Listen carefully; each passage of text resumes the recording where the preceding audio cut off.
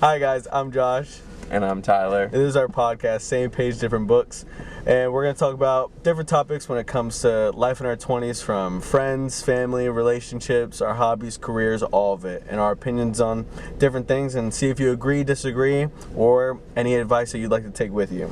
First thing that we're going to talk about is our dating expectations. So the first thing is, are situationships worse than breakups? What do you mean, our situations?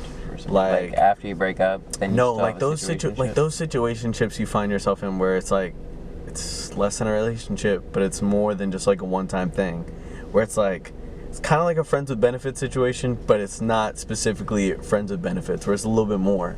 And why would that be worse than a breakup? Because those ones are always so complicated, they're drawn out, somebody always gets hurt. I guess so. I feel like, though, whenever I've been in them, I'm not the one that gets hurt. You're never the one that gets hurt. So, I guess that. So you think situationships Are, yeah, not as bad as breaking up? I Yeah. disagree. I think breakups are worse. Yeah. Because, that's what I'm saying. Okay, so we're on the same page. Yeah. Same page. Because breakups suck. Like, because first of all, when you break up with somebody, it's never just one conversation. It's always multiple talks, at least on my end. It's always multiple talks, and like each single time, it's like you're getting dumped or it's over each time, and it just hurts. And then it just stinks. Situationships, I feel like, those ones hurt, but you haven't spent enough time and energy to be like truly invested. But I think those ones, if anything, probably like breakups hurt more. Situationships, I think about a little bit longer. I would say that, because I'll just think about like the what if, not long, but I'll think about it like for let's say on a 1 to 10 scale, I'll probably think about like at a 3 a breakup. After it ends, probably like at a 1, because like if it ended for a reason. Fair. But situationship, I'm just like, dang, like the potential is there. Obviously, I saw something because we were talking for a little bit, but All right. thankfully, you don't have to worry about that anymore. But that's the point. Should you date for potential or reality, like how they are?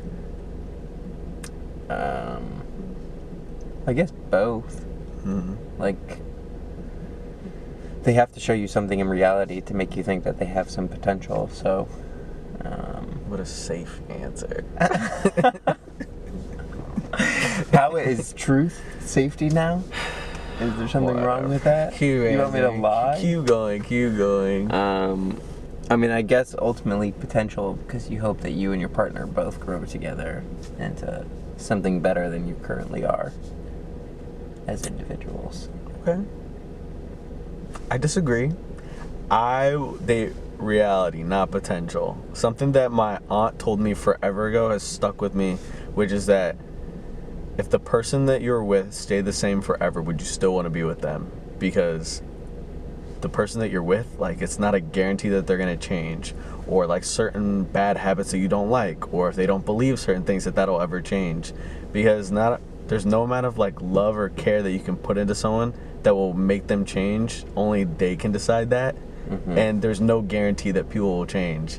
For example, I'm sure certain people that I've been friends with or have liked romantically thought that I would stop doing certain things or I'd act a certain way. But some things are just intrinsically Josh. I'm not going to change. Right. Like, we talked about it like a couple of days ago, and you pointed out that I play music wherever I am all the time. And that's just not going to change. So, like, I'm not going to change that. So somebody would have to date and realize that that's reality. So I think for myself that if I see somebody, I'm gonna like take them for face value and not just think like, oh, like I could see them doing this, or maybe they'll change like this, when in reality they may never do that. So I date reality, not potential. Okay. Sometimes I get a little like delusional and I idealize how things could be, but I prefer dating reality. But that's besides the point. And our last thing we're going to talk about is how long is too long to wait for someone to commit.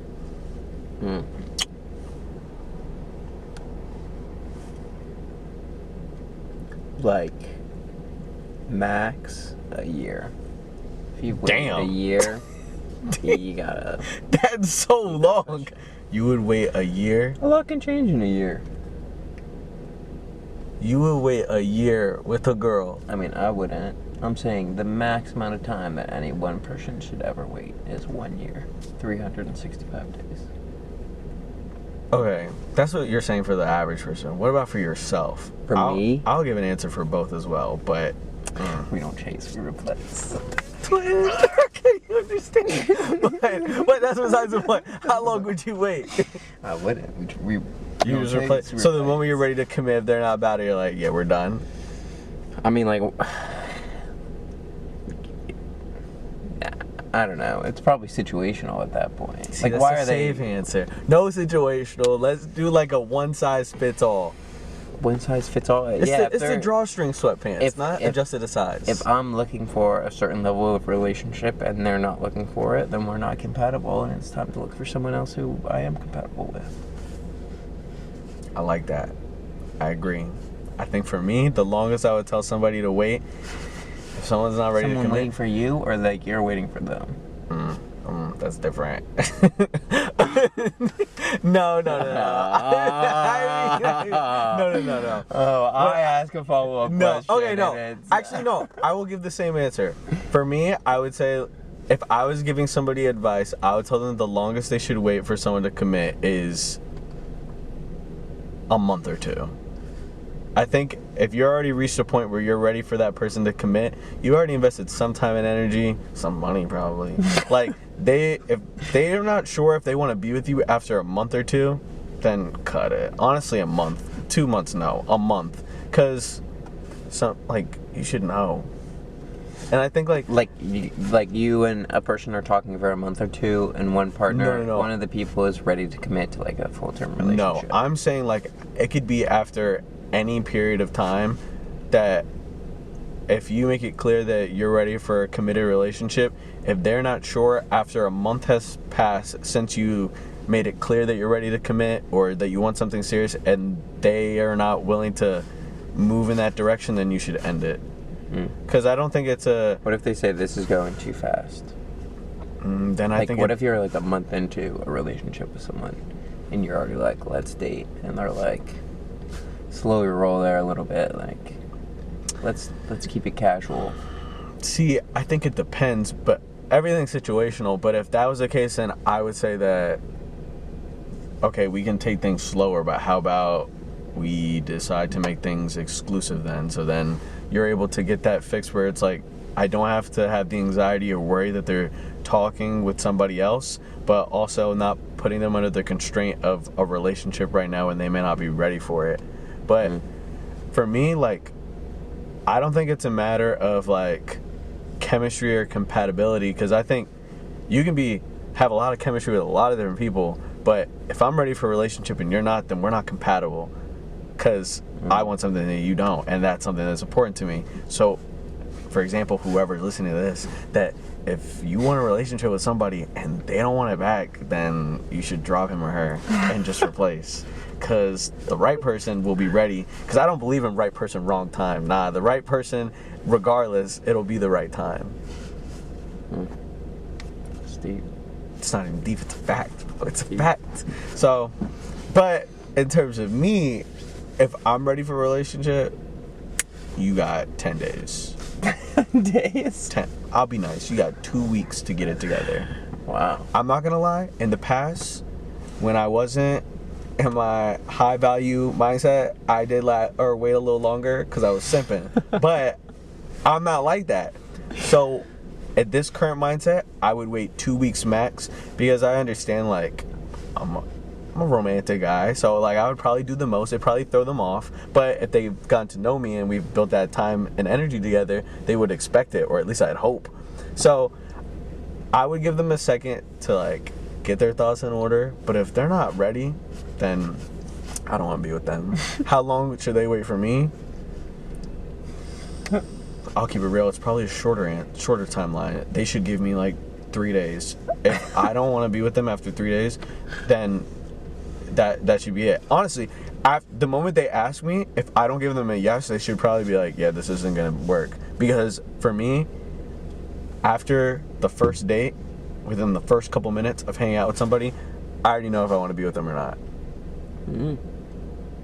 And that's never changed? It has not changed.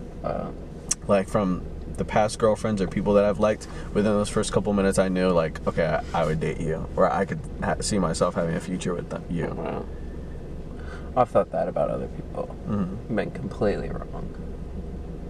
Sometimes we're wrong, and that's okay. But I think I would rather figure it out and not have the regret, so I always go through with it. Fair enough. It's true. No regrets. No regrets. What are you gonna do? But that's our episode. Thanks for tuning in. We'll see you on the next time.